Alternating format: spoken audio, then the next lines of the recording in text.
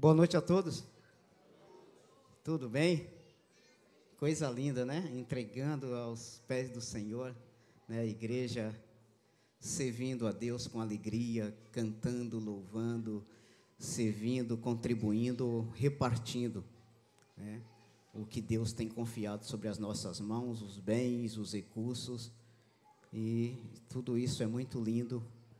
Tudo isso glorifica a Deus, louva e exalta o nome do Senhor. Eu quero trazer uma palavra aqui, nessa noite, às 19h07, com base no texto escrito por Paulo, à igreja, os Efésios, capítulo 2, a partir do versículo 1.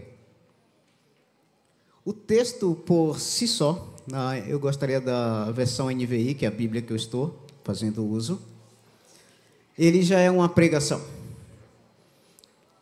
O texto dispensa até argumentações, né? Porque o texto por si só ele já é uma pregação, então fica atento ao texto, né? Alguém já disse, né, que é muito bom a gente prestar atenção ao texto, porque se a pregação for ruim, então a pessoa ouviu o texto, então fica com o texto, aproveita o texto, esquece a pregação e já está abençoado. Viu? Então,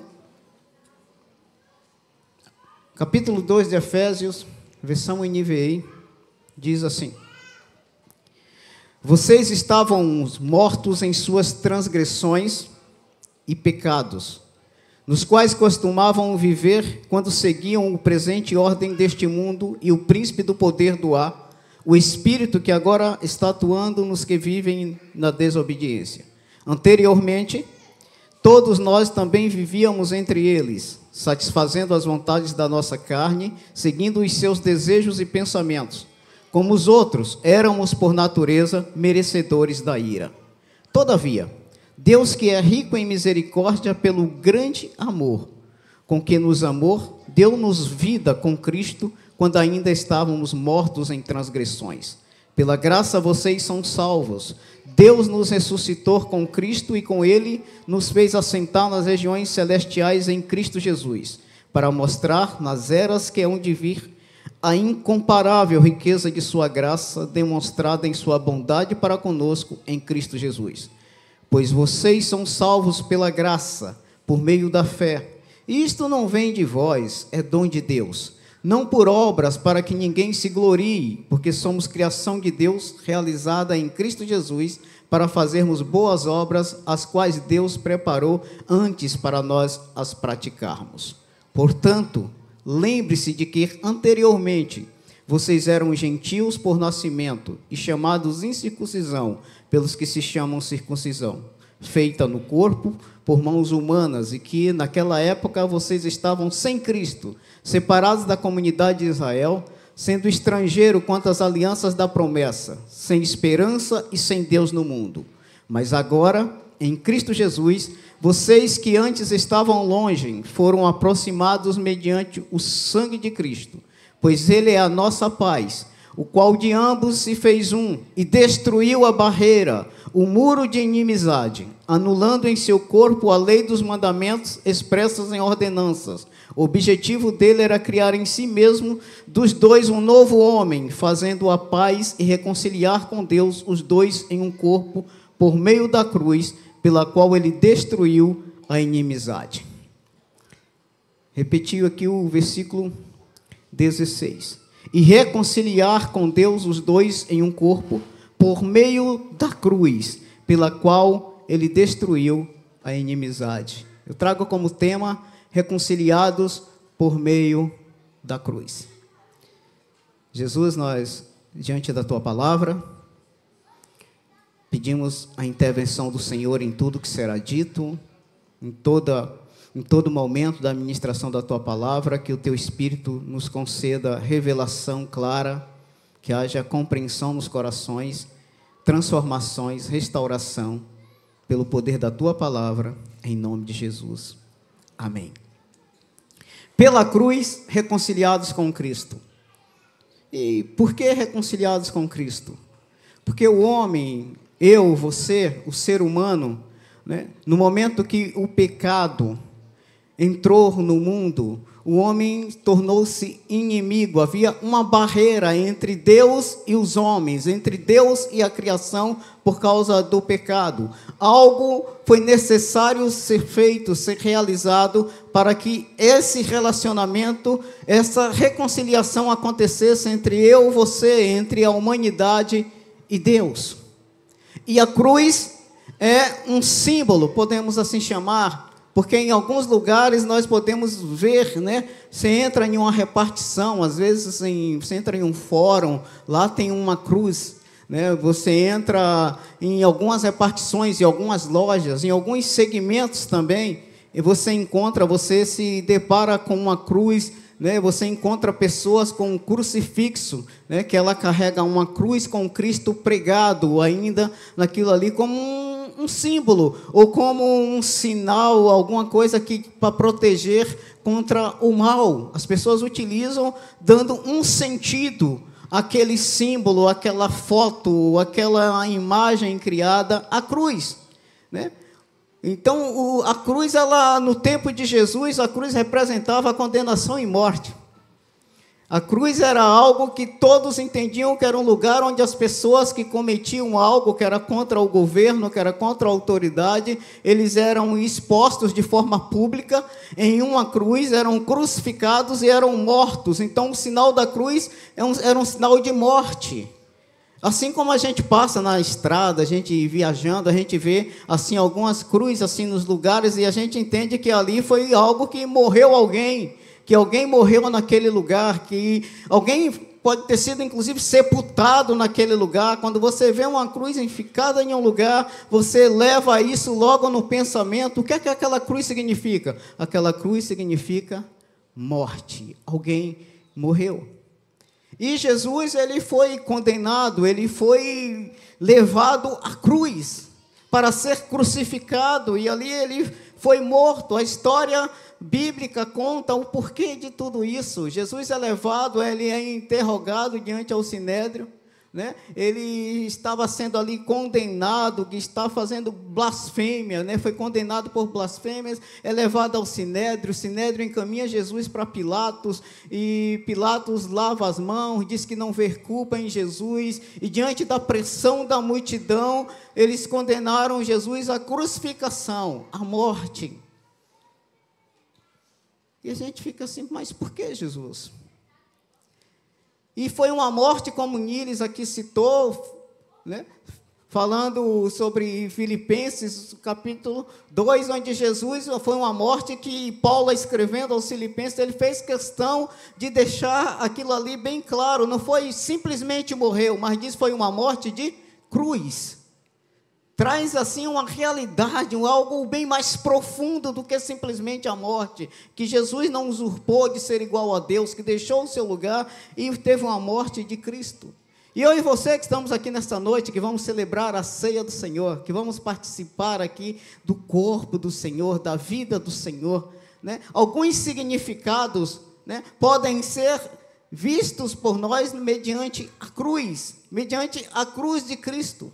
E o texto aqui, de onde eu vou tirar 3 pontos nessa mensagem dessa noite, do capítulo 2 de Efésios, a primeira coisa que a gente, quando olha para a cruz, a primeira coisa que nos deparamos quando olhamos para a cruz, quando olhamos para a vida, para a morte de Jesus na cruz, a primeira coisa que nós olhamos é como era a nossa vida antes dele. Como estávamos antes de Jesus. Diz assim, vocês estavam, capítulo 2, versículo 1, vocês estavam mortos em vossos delitos e pecados, nas suas transgressões e pecado. Vocês estavam conforme o curso desse mundo, vocês estavam conforme viviam todos aqui. E a condição do homem separado, do homem morto, do homem perdido, o homem longe de Deus, separados de Deus. A Bíblia diz que, lá em Gênesis, no capítulo 2, quando Jesus ali cria as coisas, ele fala para Adão, em Gênesis capítulo 2, não coma da árvore do conhecimento do bem e do mal, porque no dia em que comer, certamente morrerá.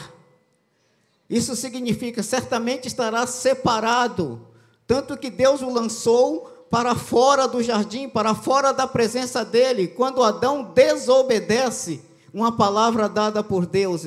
Nós chamamos do pecado, por onde entrou o pecado original. Em Romanos diz que todos pecaram e separados estão da glória de Deus.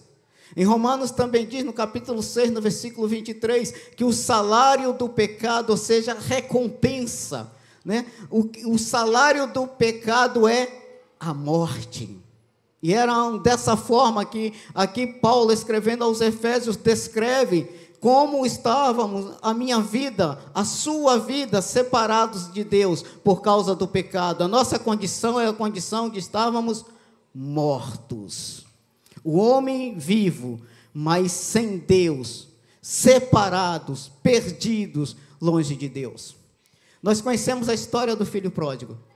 E diz que quando ele vai diante de Jesus, diante do pai, né, uma parábola, e quando ele vai ali voltar à casa do pai, o pai expressa-se dessa forma: este meu filho estava morto e reviveu.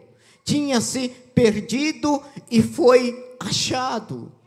Era a situação de estar longe do pai, separado do pai, né? Sem se reconciliar com o pai. Essa era a condição do homem pecador. E assim eu me encontrava. Eu me coloco nessa situação, né? Na terça-feira eu completei 58 anos. E algumas épocas na minha vida e na sua vida são épocas que a gente faz algumas reflexões sobre a vida, sobre o existir, sobre o tempo, principalmente quando a idade já é acima dos 50 anos. E eu me peguei pensando muito nessa data sobre a minha vida, sobre quem eu era, o que Deus está me tornando, ao ler cada mensagem escritas no grupo, ao ouvir cada ligação, cada parabéns. Ao ouvir isso, eu não olhava muito para aquilo que eu estava ouvindo, eu comecei a ver de onde eu saí, quem me tirou. Como a graça de Deus me empurrou, me impulsionou a um perdido achado, a um morto ressuscitado, a um sem vida encontrando vida. E eu comecei a olhar, e a gente não deixa de ver pessoas na história. Comecei a olhar tanta coisa, tanta rejeição própria, tanto ódio de mim mesmo, tanto sem esperança sobre a minha vida. Aí me vem uma canção que nós já cantamos aqui algumas vezes e as lágrimas começam a descer, porque era enquanto a minha história parecia ter chegado ao fim, a tua graça me alcançou, quando tudo parecia estar perdido, naquela cruz, o Senhor me amou, o Senhor me perdoou, enquanto os olhos não viam mais nada, porque as trevas elas impediam de enxergar algo, enquanto o refúgio era o esconderijo, era o pecado, a graça de Deus me alcançou, a tua graça chegou até mim. A cruz, quando eu me deparo com a cruz, com Jesus, ela me faz lembrar do estado de perdição que estávamos. Você está hoje ouvindo sobre reconciliados por meio da cruz, mas ela tem alguns significados fortes para a minha vida e para a sua. A cruz tem significados fortes, não apenas a morte de Jesus, mas ela nos faz, como hoje nós estamos aqui a celebrar a Santa Ceia e a nos trazer a memória. É fazermos lembrarmos de onde fomos tirados, quem foi que nos tirou e qual o propósito dele para a minha vida e para a sua vida. Porque o plano perfeito de Deus foi concretizado. O plano chama-se de plano imperfeito porque foi realizado, foi infalível. Nada impediu de se cumprir o plano de Deus em Jesus. E isso foi por meio da cruz. O homem era inimigo de Deus, mas Deus, por amor, por graça, por misericórdia, conciliou o homem consigo mesmo. Também a gente é reconciliado por meio da cruz, porque não há mérito. Porque eu rezo muito, porque eu pago promessas, porque eu trago, sim, alimentos para suprir pessoas. Não, não, não, não. Não há mérito nem na minha vida, nem na sua vida. Porque nós somos merecedores da ira de Deus. É isso que o texto lido de Efésios, no capítulo 2, o verso 4 diz: todavia, Deus que é rico, versículo 3, melhor, anteriormente, todos nós também vivíamos entre eles, satisfazendo as vontades da nossa carne, seguindo os seus desejos e pensamentos como os outros. Éramos por natureza, por causa do pecado, merecedores da ira de Deus. Eu e você. Então não é um mérito, não é um sacrifício feito, não é uma dedicação feita. Essas coisas são resultados de uma entrega, mas não é por isto. Não é mérito meu, não é mérito seu. Não por subirmos as escadarias, porque é por amor. A Bíblia diz que, ainda que estávamos mortos, é isso que o texto diz, Deus manifestou o seu amor, nos deu vida, vivificou-se, ainda que estávamos mortos na condição do pecado. Romanos 5, verso 8 diz: Deus demonstra o seu amor para nós, pois Cristo morreu por nós, quando ainda éramos pecadores. Há um derramar do amor de Deus, eu não mereço. Também lembra-me uma canção que diz: eu não mereço tanto amor. E de fato não merecemos. É graça, é favor de Deus. E a cruz, ela nos faz lembrar que as misericórdias não permitiram recebermos o que merecíamos. Nosso mérito era merecer a ira de Deus, mas recebemos a graça de Deus, recebemos o que não merecemos, o amor de Deus sobre as nossas vidas. E a terceira coisa a falar nessa noite: reconciliados por meio da cruz, em Cristo Jesus fomos reconciliados, é o que diz no versículo 13 e 14, do capítulo 2. Mas agora, para algumas pessoas aqui nessa noite, pode ser mais hoje. É bem possível que algumas pessoas já tenham uma experiência de ouvir Deus, já decidiu-se com Deus, mas não tem ainda essa convicção de uma nova vida em Cristo Jesus. Ainda está pensando, vivendo num tempo que é muito bonzinho, que faz muita oferta, muito favor, que ajuda muita gente, e esqueceu de ver que a morte de Cristo foi para os pecadores como eu e você. E ainda não se lançou em Jesus, ainda não entregou sua vida para Jesus, ainda não disse: Senhor, eis-me aqui, eu sou um pecador. E é na cruz, queridos, que ao reconhecermos nossa condição de perdidos e sem mérito, a fé nos leva a termos esperança, redenção e vida nova. Mas agora em Cristo, vós que antes estavam longe, vós que antes estávamos separados, fomos vivificados com Ele. Mas agora é uma decisão que você toma. A cruz nos faz lembrar das últimas palavras de Jesus, em João 19:30. Jesus diz assim: está consumado.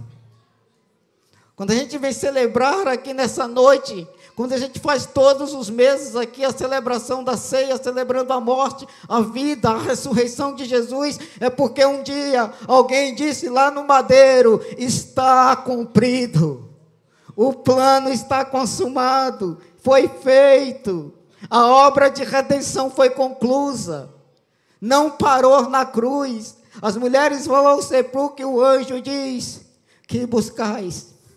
Ele não está aqui, ele ressuscitou, aleluia. Vai e conta aos discípulos que Jesus ressuscitou assim como ele tinha dito. Está cumprido, pecado e morte foram vencidos. E por isso eu e você somos reconciliados com Deus. E por isso eu e você temos a salvação em Deus por meio de Jesus, porque em nenhum outro nome importa que sejamos salvos, a não ser no nome de Jesus Cristo.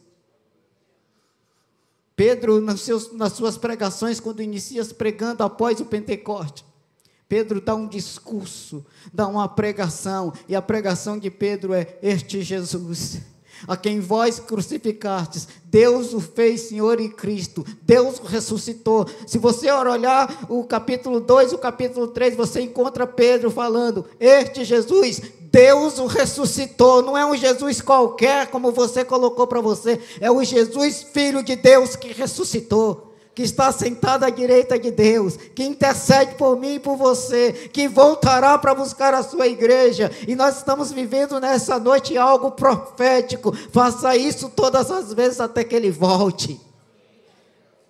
Está consumado. Eu convido você a se colocar de pé. A cruz, qual o significado da cruz para você, para a sua vida, do Evangelho? Estávamos perdidos, estávamos sem Deus, sem mérito, foi só por amor, por graça, e só através de Cristo fomos reconciliados por meio da cruz. E é bem possível que pessoas aqui nessa noite tenham situações que precisam serem trazidas aos pés da cruz. Tem pessoas carregando fardos, pesos, que Jesus já chamou e disse, vinde a mim, todos vós que estáis cansados e sobrecarregados, e eu vos aliviarei. Tomai sobre vós o meu jugo e aprendei de mim, que sou manso e humilde de coração. E Paulo, escrevendo aos Filipenses, no capítulo 2, ele diz, seja a atitude de vocês a mesma de Cristo Jesus. Humildade e obediência levaram Jesus a morrer na cruz por nós. E é isto. Se a nossa atitude de vida cristã temos como referência Jesus Cristo, nós precisamos só essas duas coisas: humildade e obediência como nossas atitudes. Eu convido você a pensar 30 segundos. Eu convido você a olhar para a cruz nesse momento. Feche seus olhos. Olhe para a cruz. Estávamos mortos. Nela, Jesus, o Filho de Deus. Nela, Ele se entregou por mim e por você. Nela, Ele foi feito a justiça de Deus.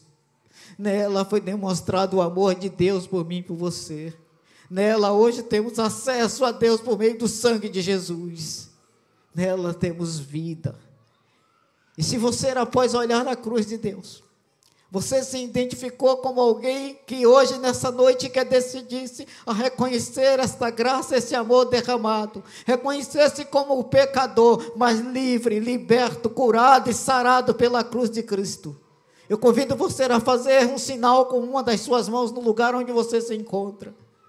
Talvez seja decisões que já foram tomadas outroras, mas sem nenhuma convicção do que de fato significa a cruz de Cristo na sua vida.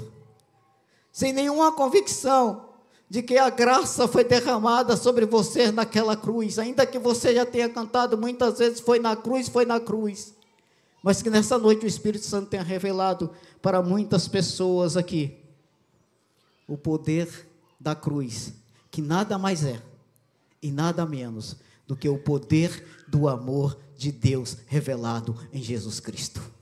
Pela graça sois salvos, e isto não vem de vós, é dom de Deus. Isso está derramado sobre vidas de muitas pessoas, ou de todas as pessoas aqui nessa noite. O poder da cruz. Aleluia. Tem alguém que quer fazer isso nessa noite?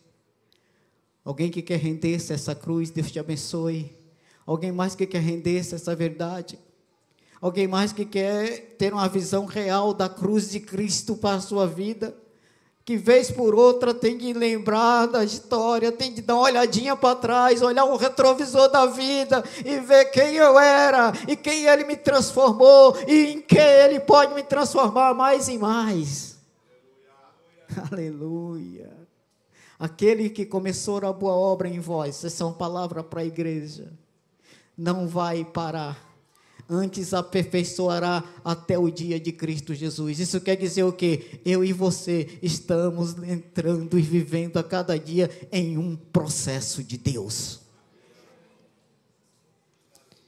Aquele que começou, que concluiu lá na cruz em Jesus, não vai parar. Deus não para o processo dele na nossa história. Nós é que paramos por muitas vezes, mas não, Deus não para o processo dele na nossa história.